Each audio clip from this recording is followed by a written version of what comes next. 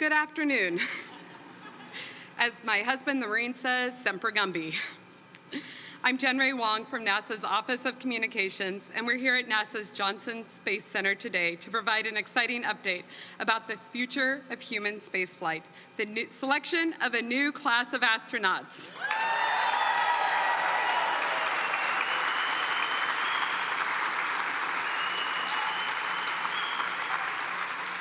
Following the introduction and remarks, the new astronaut candidates will answer some of your questions.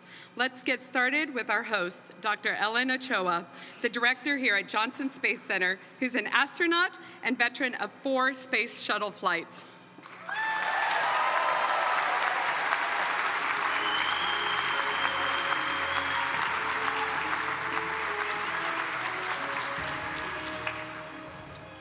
Thank you. It's my pleasure to welcome you to Johnson Space Center today, and especially to this building where astronauts have trained for decades to support space missions. We're proud of our role in leading human space exploration for NASA. In particular, we manage complex human spaceflight programs, develop, test, and evaluate human-rated spacecraft and spacesuits, research and maintain human health and performance in space, and as the home of the Astronaut Corps and Mission Control, we select and protect astronauts and plan, train for, and fly human spaceflight missions. Every few years, we select a new group of astronauts, and today is one of those exciting days where we get to introduce a new class. We're honored to be joined at this event by very special guests. Please help me in welcoming the following elected officials. Representing the United States of America, Vice President Mike Pence.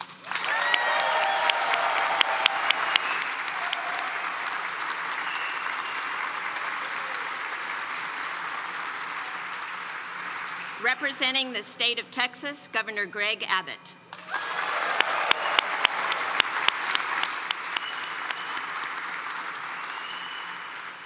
United States Senator from the state of Texas, Senator Ted Cruz.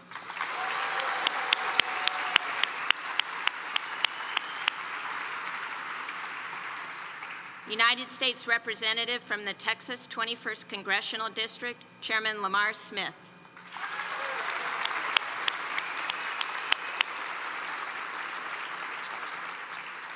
United States Representative from the Texas 36th Congressional District, Chairman Brian Babin.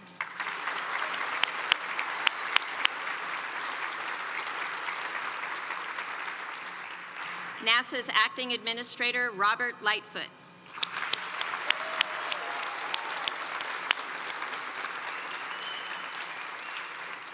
From the state of Texas and the city of Houston, help me welcome Texas State Senator Larry Taylor.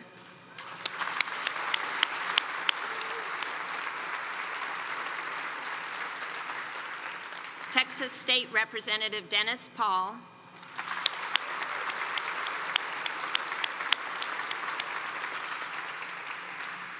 Houston City Council Member Dave Martin.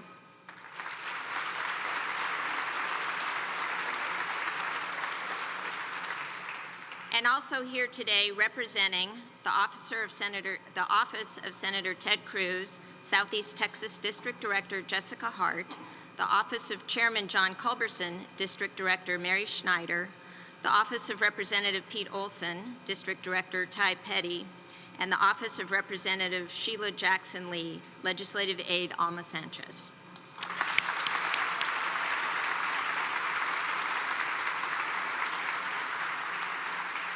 As you know, we received over 18,300 applications, more than doubling the greatest number we had ever received for previous astronaut classes. I'd like to thank all of the people who helped us review and evaluate those applications. We had human resources personnel from almost every NASA center who participated in the initial review. We had senior leaders from Kennedy Space Center and Marshall Space Flight Center on the rating and selection panels. And of course, we had great support from our medical professionals, technical experts, and our current astronaut corps.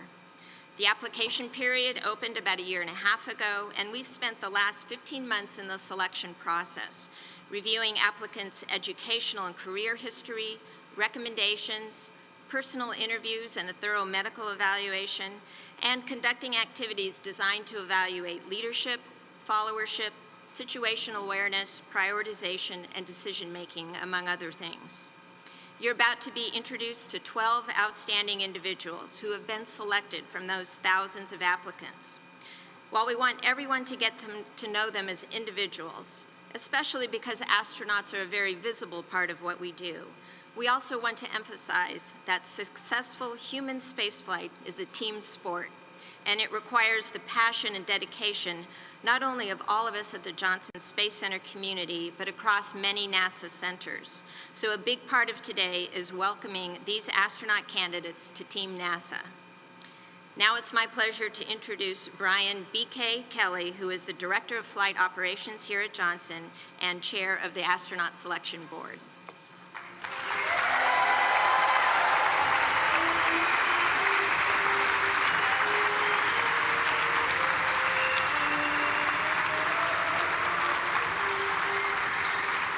All right, it's a great day, people. Good afternoon, America. I know you're all excited to find out who we've selected for the 2017 astronaut candidate class. But before I introduce them, we've got some tips provided by some of their predecessors to let them know a little bit about what's coming ahead for them. So we're going to play a little short video for you right now.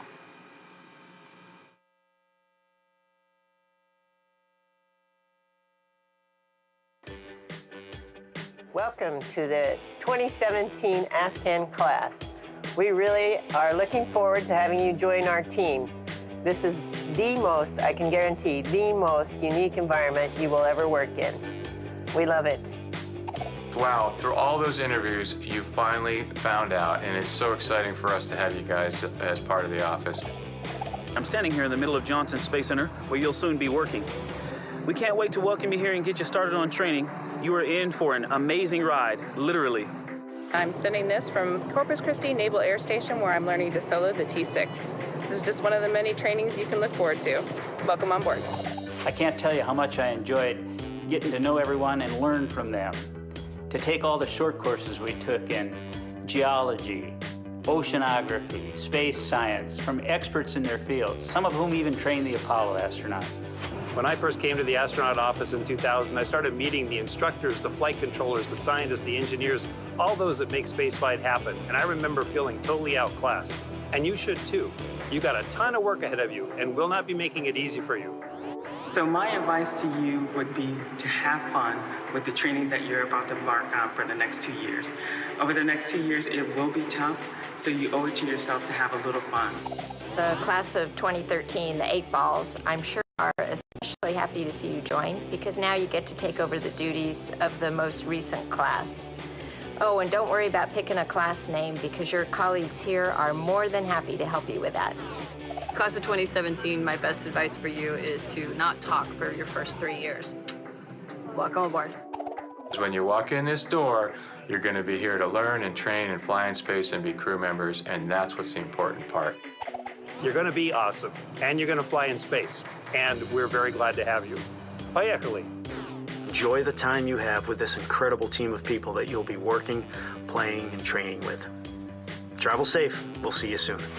We on the space station wanted to send you some special messages, and I want to show you your new office. So come with me. It's a little bit cramped.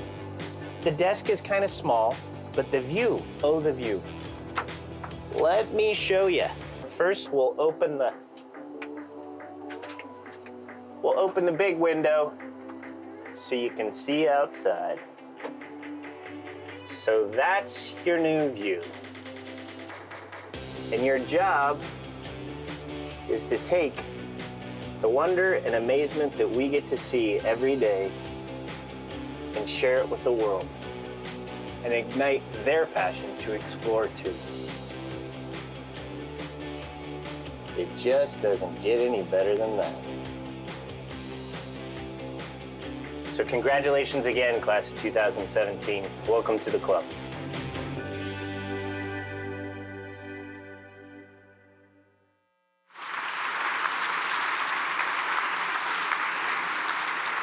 Well, as you may be able to see, but maybe not hear, what these folks got to look forward to is going to be tremendous. So what do you say? How about I introduce the newest members of our flight operations team, the 2017 astronaut candidates. So I'm going to start out in alphabetical order. Kaylee Barron. Kaylee, here we go. Kaylee's 29. She's a lieutenant in the United States Navy, hails from Richland, Washington. She's got a bachelor's in systems engineering from the United States Naval Academy, and a master's in nuclear engineering from the University of Cambridge. She is a member of the first class of women commissioned into the submarine warfare community.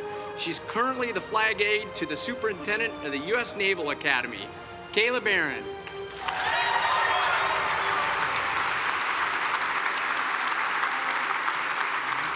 All right, let's give it up for Zena Cardman. Zena's 29 and hails from Williamsburg, Virginia. She has a bachelor's degree in biology from the University of North Carolina at Chapel Hill and a master's in marine sciences from the University of North Carolina at Chapel Hill. She has extensive field experience in Antarctic expeditions and aboard research vessels. She's also been involved with NASA analog missions in British Columbia, Idaho, and Hawaii. She's currently working at the National Science Foundation as a graduate research fellow, working on her PhD at Penn State University. Zena Cardman.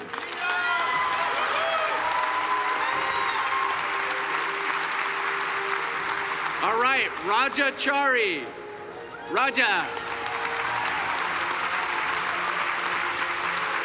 Raja is a 39-year-old lieutenant colonel in the United States Air Force from Cedar Falls, Iowa. He has a bachelor's in astronautical engineering and engineering sciences from the U.S. Air Force Academy. He has a master's in aeronautics and astronautics from MIT. He's also a graduate of the U.S. Navy Test Pilot School. Raja is currently the commander of the 461st Flight Test Squadron and director of the F-35 Integrated Test Force at Edwards Air Force Base. Raja. All right, Matt Dominic, come on down, buddy. Matt's 35, a lieutenant commander in the United States Navy. Matt's from Wheat Ridge, Colorado.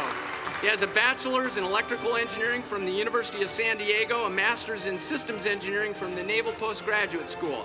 He is also a graduate of the U.S. Naval Test Pilot School. He's currently a department head at the Strike Fighter Squadron 115 on the USS Ronald Reagan. Let's hear it for Matt.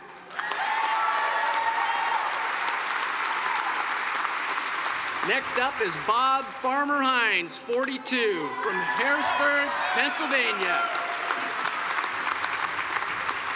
Bob has his bachelor's in aerospace engineering from Boston University and his master's in aerospace engineering from the University of Alabama. Bob's a graduate of the U.S. Air Force Test Pilot School. He served in the U.S. Air Force and Air Force Reserves for over 18 years. And he's currently a NASA research pilot and the best outfit on and off this planet, the Flight Operations Directorate at the Johnson Space Center. All right, next up is Dr. Woody Hoberg. Woody, come on down.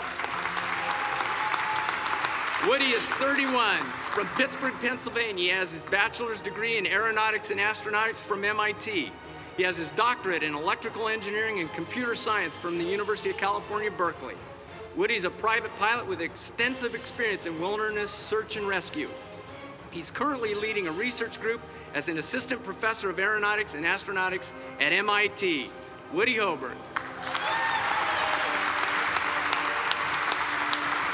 Next up is Dr. Johnny Kim. Johnny.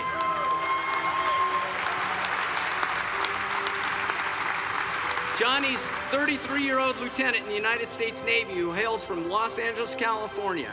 He has a degree in mathematics from the University of San Diego and a doctorate of medicine from Harvard Medical School.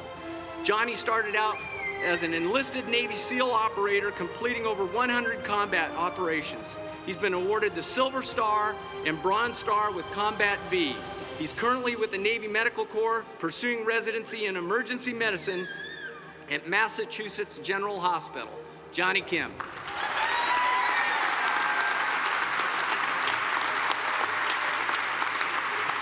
Next up is Rob Coolene. Rob. Rob's 33-year-old guy from Anchorage, Alaska. He has a bachelor's in mechanical engineering from the University of Denver and a master's in materials science from the University of California at San Diego. He also has a doctorate in engineering from the University of California in San Diego. He has experiences as a commercial fisherman in Alaska, as an ice driller in Antarctica, and he currently leads the Launch Chief Engineering Group at SpaceX, our partners in Hawthorne, California. Rob Coolene.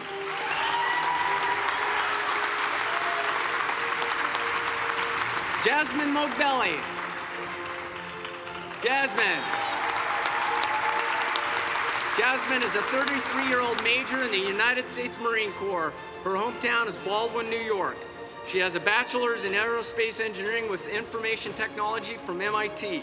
She has her master's in aerospace engineering from the Naval Postgraduate School.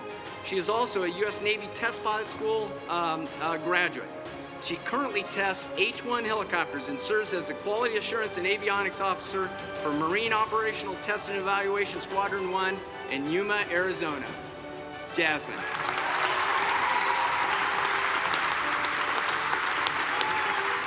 Next up, we have Laurel O'Hara, 34, from Sugar Land, Texas.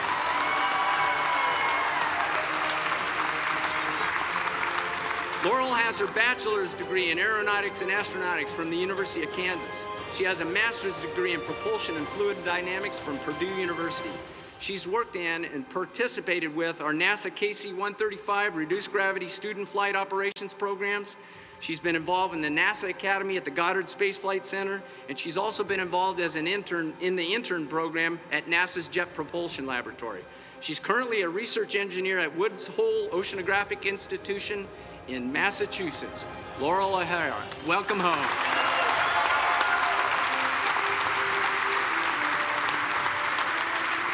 Next up is Dr. Frank Rubio.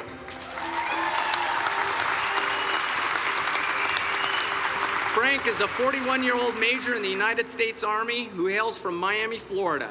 He has his bachelor's degree in international relations from the United States Military Academy.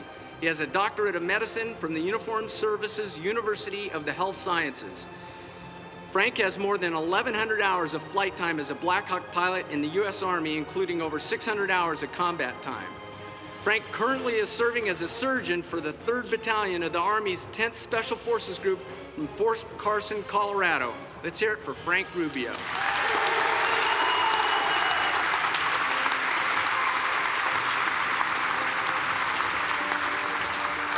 All right, number 12 is Jessica Watkins.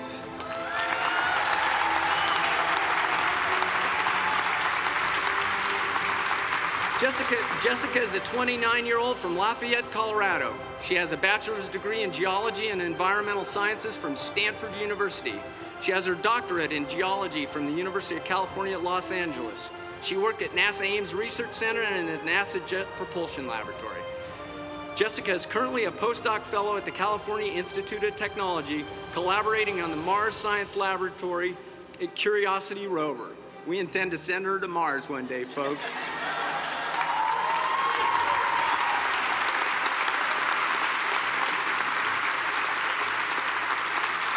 As Ellen said, our mission in flight operation is to select and protect our astronauts and plan, train, and fly our human spaceflight and aviation missions.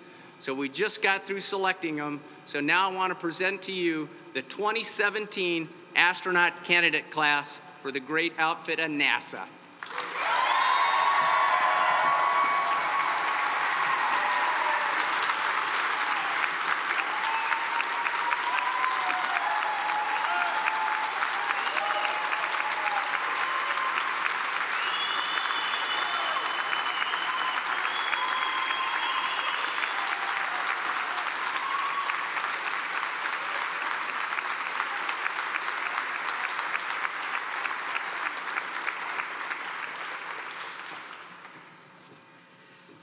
Wow. You are all incredible. We know that sitting here is the beginning of a dream come true, and we want to ensure our candidates that we are just as thrilled to have you become part of our NASA family. So let me introduce you to NASA's acting administrator, Mr. Robert Lightfoot.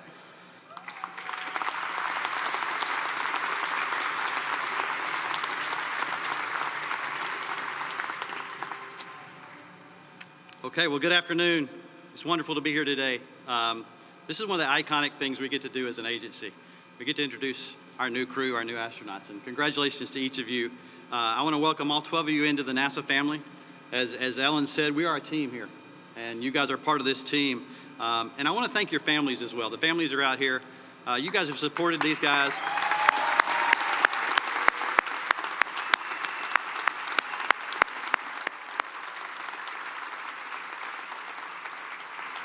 You all have supported these folks, and you've seen the accomplishments that they've already demonstrated, and you're going to get to support them even more as we really put them through the paces to get them ready to fly. These new candidates, as you can see, are a vast variety of experiences. We've got military, we've got physicians, we've got pilots, we've got scientists, engineers, women and men. It's an awesome group. You guys represent a great part of this country, and I really appreciate you doing this. I hope you get a chance to read their bios online. It makes me personally feel very inadequate when you read what these folks have done and where they are. And they're going to have some more amazing experiences they get to add to those bios here at NASA. So we're excited about that. You know, when you think about what we do in this agency, kids still look up to the heavens and go, man, I could be an astronaut one day. I could be up there. You guys epitomize that, and I look forward to the ambassador role you get to play. Not just flying, but being that ambassador for us.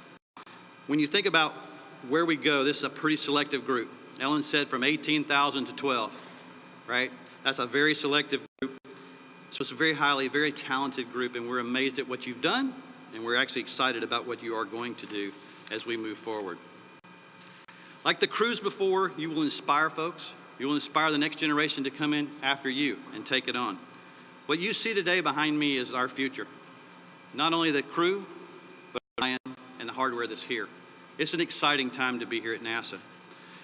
One of these folks behind us could be the one that takes that next iconic giant leap and says the words similar to what Neil Armstrong said when he stepped on the moon, and brings the entire NASA family and this entire world with him. That's what the future is for these folks, and it's very, very exciting when we think about it. And as we as an agency work toward that goal, right, we're working toward the goal so that we can actually use the International Space Station in a way that allows us to get the research done, get the technologies built, so that these guys can actually move forward. So it's just really, really exciting. We'll be able to build on the backbone of what we're doing today as we stretch this infrastructure out further and further into space. Again, very, very exciting to do. As a group, you guys represent the pinnacle of American excellence, in my opinion. You're inspiring to all of us, and again, it's my great honor to welcome you to the NASA family. This entire NASA team is ready to support you and get you ready for the amazing missions that we have planned for you. So best of luck training as we go forward. My sincere congratulations and Godspeed.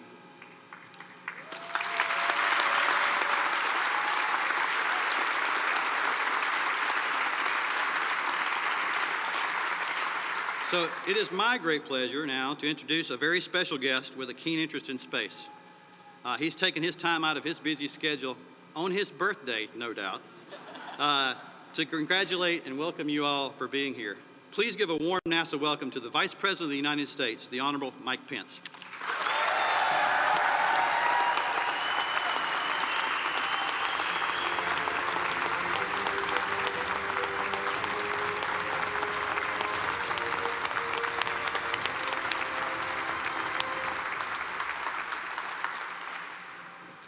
Thank you, Robert. To Governor Abbott, to Senator Cruz, Congressman and Chairman Lamar Smith, Congressman and Chairman Brian Babin, to our great acting administrator, Robert Lightfoot, Director Ellen Ochoa, to distinguished guests, to all the NASA team here at Johnson Space Center. I can't tell you how privileged and honored I feel today to be able to congratulate the newest class of American heroes, the 2017 class of America's astronauts.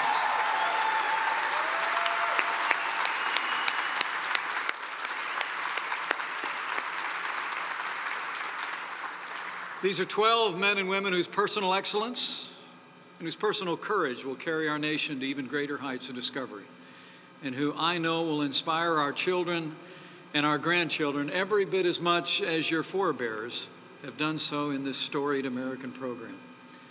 and to this newest class of astronauts, it's my honor to bring the sincere congratulations of the 45th President of the United States of America, President Donald Trump.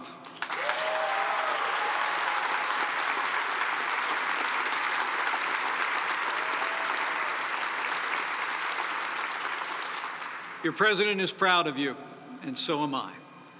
And President Donald Trump is firmly committed to NASA's noble mission, leading America in space.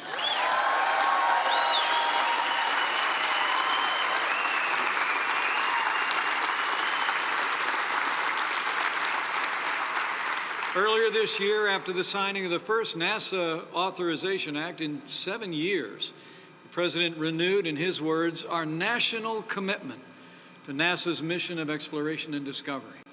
The President actually said that we must have, in his words, the courage to look for answers in places that we've never looked before, and to think in new ways. And he said these new discoveries remind us that here in America, anything is possible if we have the courage and the wisdom to lead.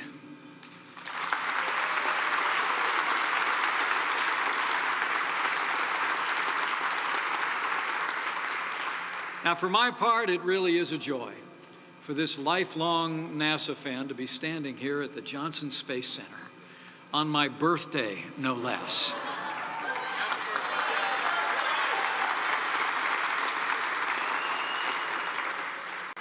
This really is a special place. Think about it. For more than half a century, this center has guided America's astronauts in their exploration of the heavens. You here have managed 211 of America's crewed missions into space. Every single one, from Gemini 4 in 1965 to the International Space Station at this very moment. Here you've navigated the first members of the human family to the moon, brought the crew of Apollo 13 back home safe and sound. And even now you walk America's astronauts through their work as they walk above us in space. You know, I caught space fever as a little boy in a small town in southern Indiana. And some of my most cherished memories of my youth were our family gathered around that black and white television, watching the images of your predecessors expanding the horizons of human knowledge with American leadership and American courage. As a member of Congress, I actually asked to serve on the Science Committee on the NASA subcommittee, Mr. Chairman. I had the privilege, along with my wife Karen and our 3 children, to attend many shuttle launches at the Kennedy Space Center. You know, I have no doubt that my son, who is now a Marine Corps aviator himself, was actually inspired to put on the uniform and to get in the cockpit from that one day that we sat in the grandstands when he was 10 years old at the Kennedy Space Center and watched with awe as America's heroic astronauts hurled into the heavens. I remember I said at the time, and have thought ever since, that to see a launch, especially at night, Cape Canaveral, it's like seeing the Earth giving birth to a piece of the sun and sending it home. The courage of these men and women and all the astronauts who have gone before inspires me to this very day. America's marvel at our astronauts. Only 338 Americans have ever held the title of American astronaut. While their numbers may be few, their accomplishments have been legion. And the tales of our astronauts are a testament to the indomitable spirit of the United States of America. The astronauts of NASA have expanded our horizons and our hopes and inspired not only the American people, but all the world with their extraordinary courage and achievements. The names of their missions adorn the mantle of American greatness: Mercury, Gemini, Apollo, our space shuttles from Atlantis to Enterprise, and more. And the names of our heroic astronauts have been carved into the hearts of every American: John Glenn, Alan Shepard, the rest of the Mercury 7, Neil Armstrong, Buzz Aldrin, Mae Jemison, and Sally Ride, and all the men and women who took our nation to new heights. But it's not just the astronauts. As you 12 know already, and you're going to learn a lot more in the days ahead, we couldn't go anywhere without the dedication of the more than 17,000 men and women of NASA and the extraordinary contractors who send you to the heavens and bring you home.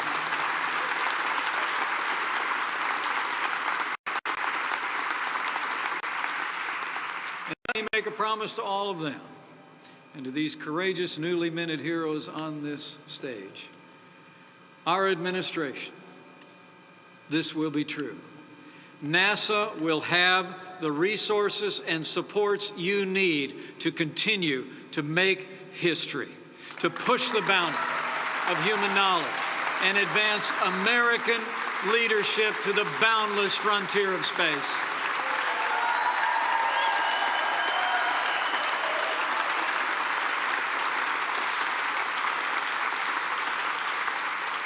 Under President Donald Trump, America will lead in space once again, and the world will marvel.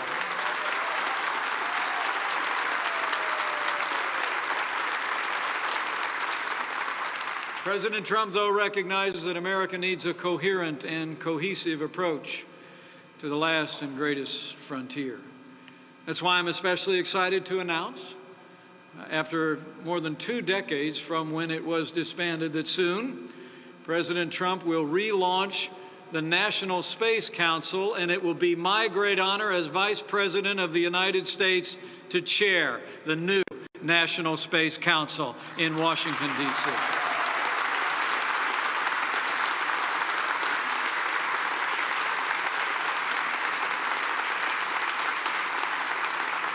America needs a National Space Council once again. Twice before in our nation's history, our nation has had a federal body charged with advising the President on national policy and strategy for space.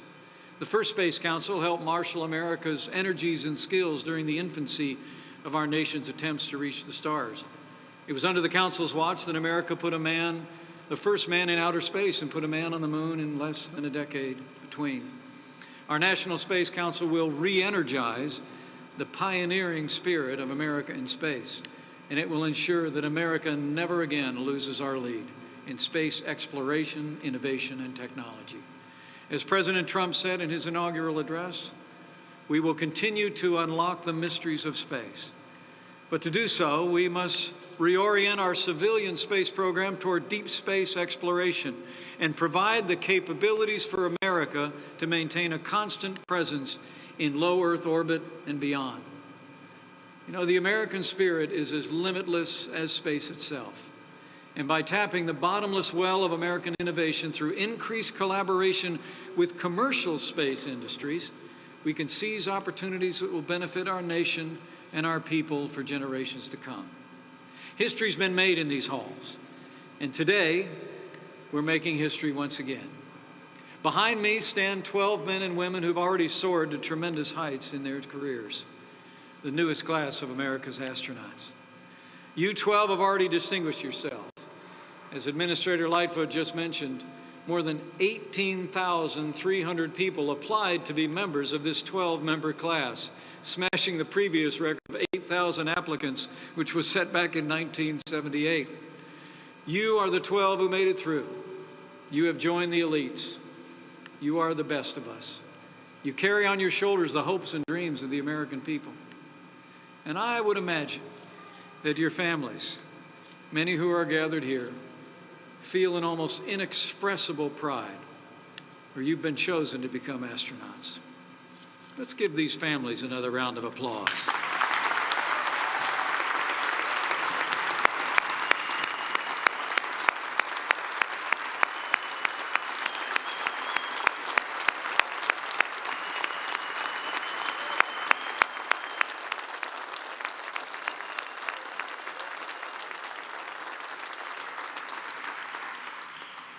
You know, there's an old saying that when you see a box turtle on a fence post, one thing you know for sure: he didn't get there on his own. And I know for every one of you, those that are gathered here and those that are looking on, have been there to lift you up, to hold up your arms, and bring you to this extraordinary moment in your life. You know, it's amazing to think what you all have accomplished, so many millions of Americans have dreamed about. They have, and they'll keep dreaming about it in generations to come. It was a flight of fancy for a little boy in Columbus, Indiana, but for you, that flight became your future. That dream has become your destiny. And in the years to come, you will depart from this blue marble and take your place among the roll of America's legends who have broken past the bonds of earth. Now their legacy falls to you, and you'll follow in their contrails and chart a path into the unknown. As American astronauts, you may yet return our nation to the moon. You may be the first to travel to Mars. You may have experiences that we can only imagine, those of us who walk on terra firma. But as you go forward, be assured, the American people stand with you, and the countless men and women behind the scenes who will carry you into space. We stand with you as well. And make no mistake about it, I know the path you've chosen is hard, but as President John F. Kennedy said, not far from right here, back in 1962, we know you choose to do these things not because they are easy, but rather, in his words, because they are hard. Because that challenge is one that you're willing to accept, unwilling to postpone. And that's a challenge, as President Kennedy said, one which we intend to win. And let me say to these astronauts and all that are gathered here, we will win.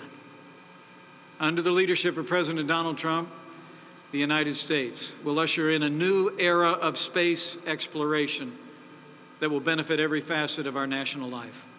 It will strengthen our national security and the safety of the American people. It will strengthen our economy as we unlock new opportunities and new sources of prosperity. It will strengthen education in inspiring a rising generation of Americans to study science, technology, engineering, and math. And more than anything else, as the President believes with deep conviction, it will strengthen the American spirit as once again we reach out our hands to touch the heavens and raise our heads to gaze with wonder at the stars and the heroes that have the courage to explore them. You 12 will be part of our vanguard.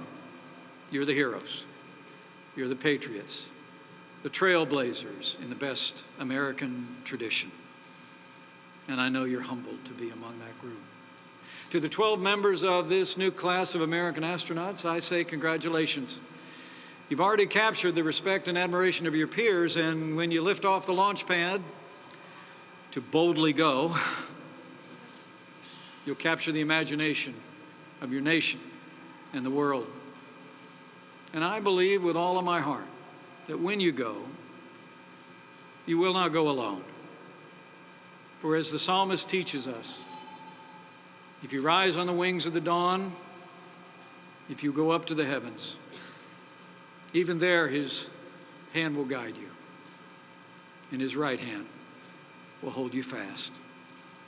As you begin this journey, know that you will be carried by grace and by the prayers of the American people. So Godspeed to the class of 2017.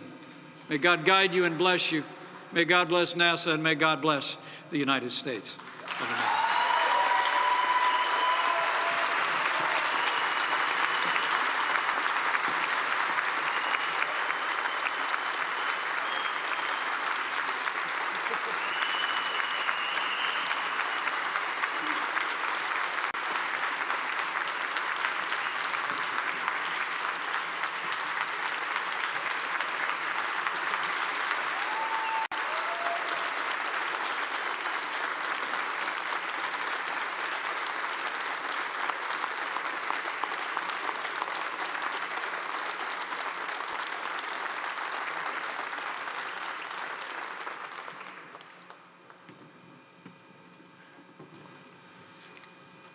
Now, we're going to get to know our 12 astronaut candidates a little better with some question and answer.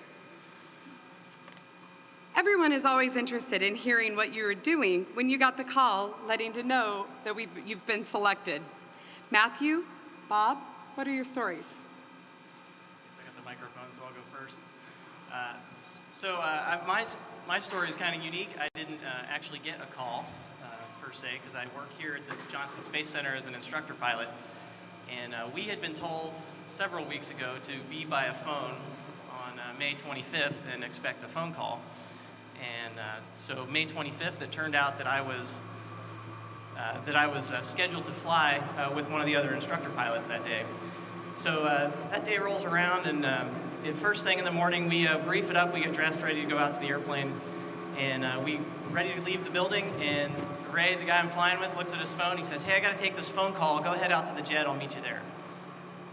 All right, that's a little unusual, but okay. So I walk out to the airplane, and about halfway to the airplane, I look up and I see Chris Cassidy, the chief of the astronaut office, strapped into the back of the airplane already. So he's hijacking my jet. So I'm thinking something's up at this point, but I'm not going to be presumptuous, and I'm not going there.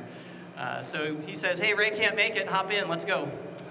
So we fly the entire sortie and don't talk about a thing.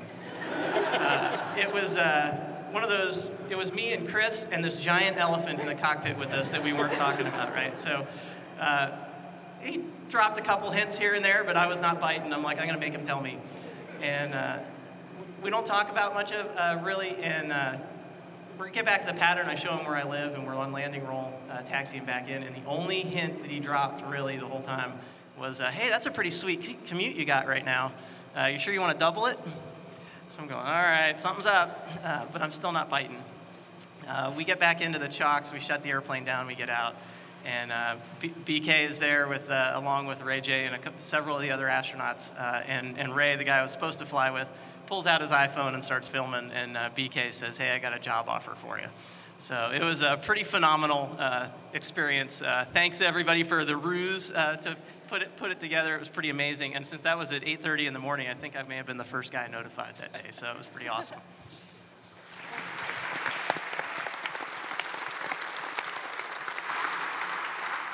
My story is also a little bit different. I didn't get to get a phone call because of where I was. As mentioned earlier, I'm a naval aviator flying with Strike Fighter Squadron 115 out of Atsugi, Japan. We spend about half the year there in Japan, and the other half we fly off the USS Ronald Reagan, also based out of Japan. So at that time, I was on the ship. We were on patrol in the Western Pacific, doing what we do best. And the time came. It had been many months since the interview, and the time came that I said, "Hey, you can't call me, I'll call you," which is kind of funny to say for a job option. And so my time window was 1 a.m. in the morning, my time, and about 10 or so Houston time. And I picked up the phone on the ship. I'm in a little room by myself on this big giant hunk of steel with 5,000 of my friends only about 1,000 feet away from me. And tried to call, and it wouldn't go through. As you can imagine, going from a warship all the way back down to Houston might be difficult. And it just so you can imagine how frustrating that'd be, trying to get, your future. Like, where is it a yes or is it a no? And for 10, 15 minutes, not being able to mash the keys over and over and over again. It's a couple keystrokes. And finally, I emailed and said, "Hey, I can't get through," and finally was able to get through. And getting that, "Hey, we'd like to offer you a job," is pretty incredible when you're on that ship, having been at sea for a little while. So that really got to me. It was awesome. I couldn't even get yes out. I had goosebumps on, just couldn't believe it, and then not being able to tell people till today. But I really, like the vice president said, I really feel like a box turtle right now. I know that I'm on that fence post because of family and friends and teachers and mentors growing up throughout my life. I'm definitely that box turtle on that fence post.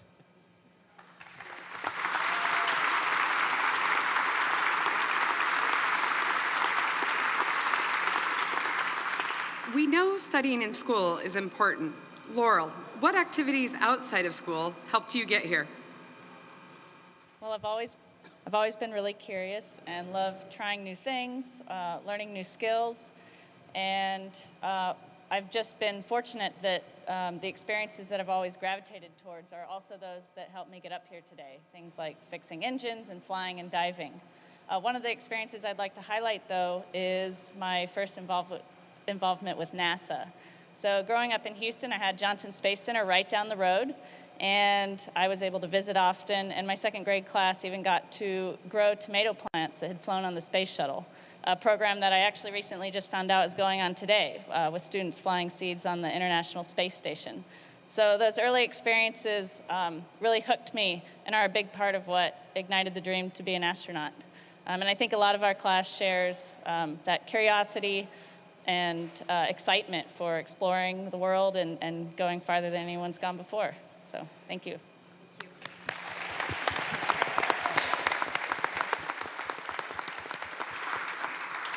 Everyone assembled here has a background in science, technology, math, or engineering. Woody, you've been teaching the next generation of aerospace engineers at MIT. What makes a STEM education so important today? Well, I think, so we're surrounded by technology, and technology enables some really amazing things like human spaceflight, but also a lot of other really cool things. I think if you really want to dig into the nuts and bolts and understand what makes these technologies work and maybe contribute to future innovation, one really good way to do that is to study in a STEM field. I also think for my students at MIT, one of the main reasons that they select majors like science, technology, math, and engineering is that it's a real enabler. So if you want to contribute to the economy, contribute to national security, contribute to innovation, giving a young person an education in one of these fields is one of the most valuable things you can do.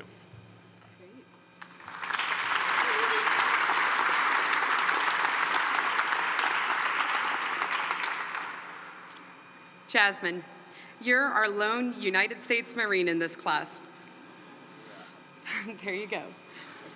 Although there is a good representation in this class's selection from our armed forces. What is it about the training and experience you received in the military that has prepared you for challenging jobs, like being an astronaut? Wow, I could legitimately go on for hours about the many ways in which the Marine Corps has prepared me for this, but I will spare you. That being said, I can't tell you how many times the Marine Corps has taken me outside of my comfort zone or pushed me to the point of failure and taught me to get back up and keep trying and keep pressing. You know, the flexibility and the attention to detail that we learn in flight training and in test pilot school, as well as what greater organization to teach you about camaraderie, teamwork, and the crew concept, which I'll be sharing with my classmates here. So again, I could go on and on, but I think the main point is I would not be where I am today, sitting up on this stage, if it weren't for the many opportunities afforded to me by the Marine Corps. And I'm so grateful to all the incredible mentors I've had throughout my career and throughout my life that have helped get me here, to my friends and family who have both supported me and challenged me to make me a better person. And of course, to the Marines I've had the honor and pleasure of serving with and leading. They've taught me so much along the way. So to those people, if you're watching, thank you so much. And I have to say it to my mom who's here today, thank you. And my dad and brother couldn't be here, but they better be watching on TV, so thank you.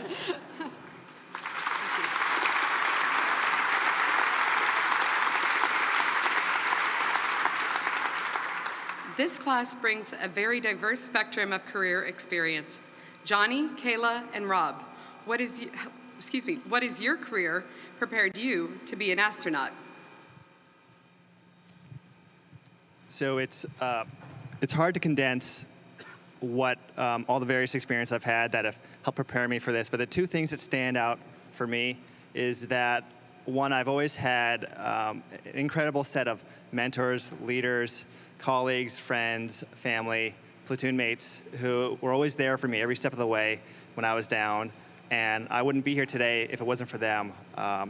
Their care and their compassion was absolutely instrumental for my personal and professional development. And the second thing is that probably the most important experience has been working in small teams with limited data and making decisions off of that. And I had to do this as a special warfare operator in the Navy, where we worked in small teams and we leveraged each other's strengths and weaknesses to complete the mission. And this translated well to the Navy Medical Corps, where I currently serve as a resident in emergency medicine, working in an emergency room with an incredible staff of physicians, nurses, where we work with patients who are very sick with limited data and have to make decisions to help our patients. So, thank you.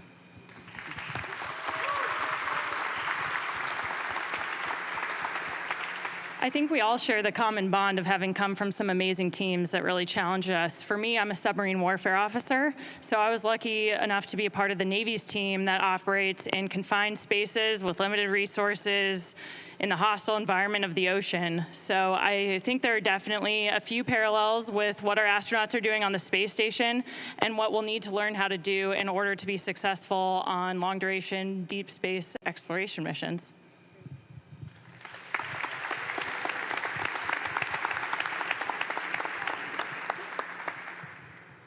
You know, I think for me, it's all about the opportunities that you're given and seize. And, you know, personally, I've had some pretty wild experiences working as a commercial fisherman back in Alaska when I grew up. So thank you to my family for that. I got to be a Fulbright Fellow in Italy, and, you know, being able to work with other cultures is kind of really expands your horizon and the way you can think. And it can expand your ability to work with others. You know, since then, I've also through some great friends, got to go work in Antarctica, and kind of having that tight, condensed environment, if you will, in the middle of nowhere, really leads to a good bond and great opportunities. And you kind of learn from each one of these experiences. And then most recently, I've been working at SpaceX, which has been an incredible opportunity. You know, hopefully one day actually fly on a vehicle that I have components I got to design. So it's been an incredible ride all around. And you know, I think with all of us, though, we've had these great opportunities, we've had a chance to seize them, and we're all here riding on the shoulders of greats that have carried us along the way.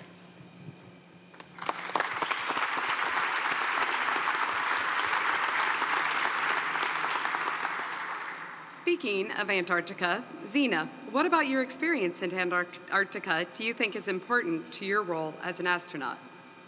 Yeah, well, penguins aside, there are a lot of similarities.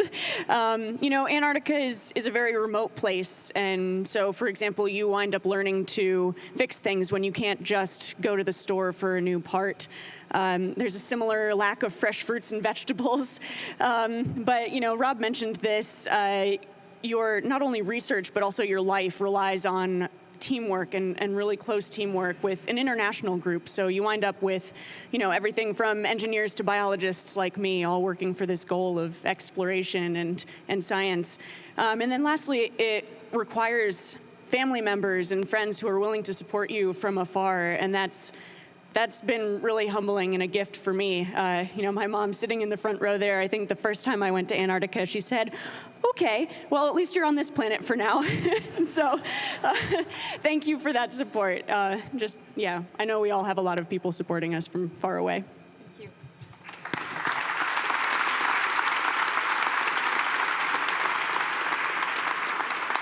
As Zena mentioned, there are several very proud family members joining us in the audience today.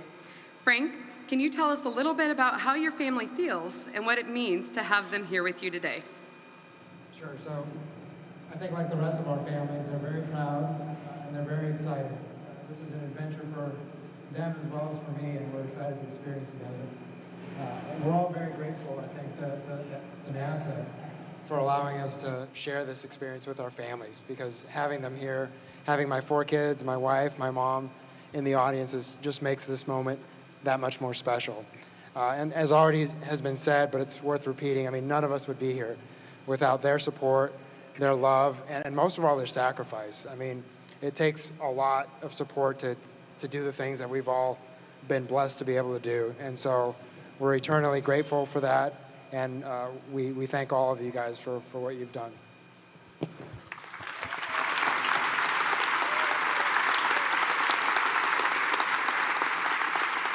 Raja, you've been flying the F-35, America's next generation fighter jet. How do you feel about possibly flying America's next generation spacecraft? Yeah, so the F-35 Lightning II, it is an amazing platform.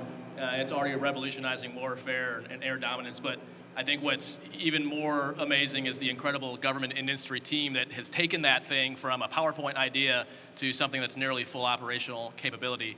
And the other unique thing with the F-35 is the international partners that have been involved from the ground up. And, you know, Vice President Pence alluded to it, and John F. Kennedy, you know, first said, you know, the F-35 has had its challenges, but that's why I love that aircraft. And we do things because they're hard, and then we crush it. We run into problems, we find technologies we've never tested before, and we figure out a way to get it done. And that's exactly what we've done on the F-35. And whether it's the Starliner, the Dragon, the Orion, I really don't care. I'm just so excited to be a part of the high-performing team here at Johnson, NASA, the country that supports us, and really the international community that's going to get us out into the solar system and do the same thing. Find something we can't figure out and then just crush it and move beyond. So I'm just thrilled to be a part of it.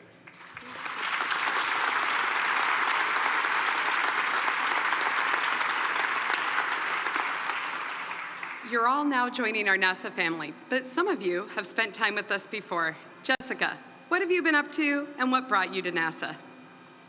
Yes, so I'm super grateful to have had the opportunity to have several experiences at NASA throughout my career. I've been able to work on several different missions, most of which were Mars related, but not all of them, and I enjoy that. But most recently, I've been working as a member of the science team on the Curiosity Mars rover.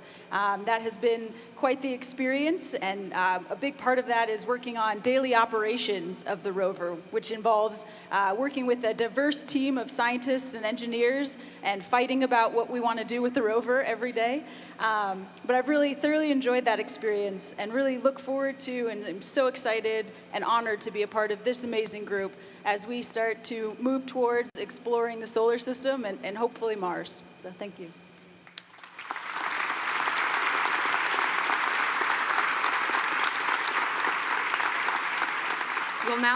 We'll now take 2 questions from social media. Megan? All right, Eric on Facebook wants to know, at what age did you know you wanted to become an astronaut? My 11-year-old daughter is 100% sure she wants to be the first female on Mars. Who's up? So I knew when I was in 6th grade, I did a book report on Valentina Tereshkova, actually, and we had to dress up like the person, so I dressed up like her in school, and I thought it was a really cool costume, but I actually just recently found the picture of it. It wasn't as impressive as I remembered. But I was always interested in math, science, technology, all those kinds of things, and from that moment, I was like, yeah, I want to be an astronaut. Now, granted, it's changed form over time. I think I've learned a little more about it in the process, but it's made me want it even more.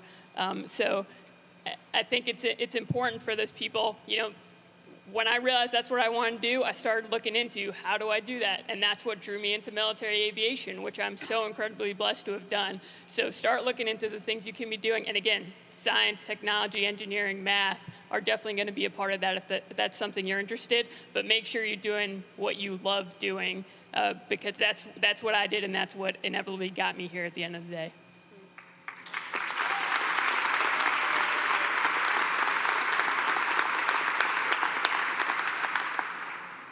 Thanks. Randy on Facebook wants to know, as a new astronaut, who and what was your motivation along the way?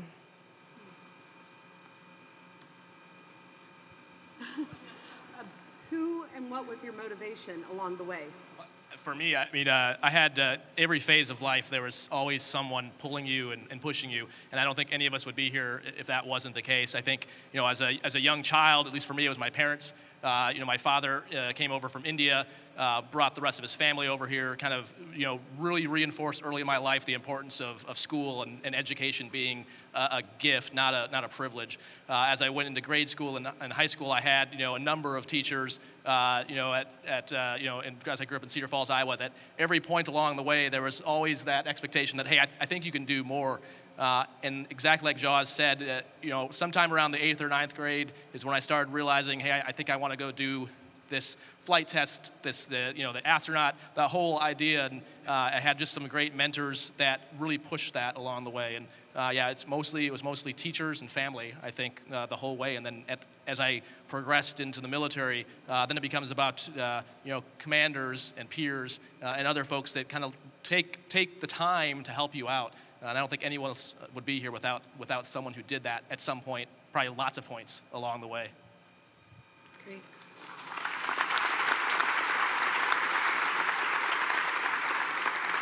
And now we'll take a question from Gina Senseri of ABC.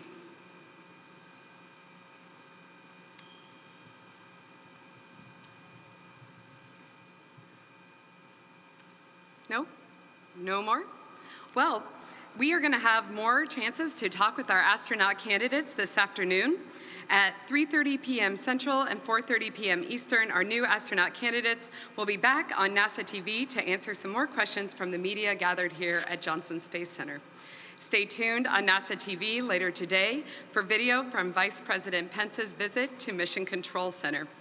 Thank you for everyone joining us today. It's great to see the excitement everyone has for our new astronaut candidate class and the missions they will conduct in our journey of exploration.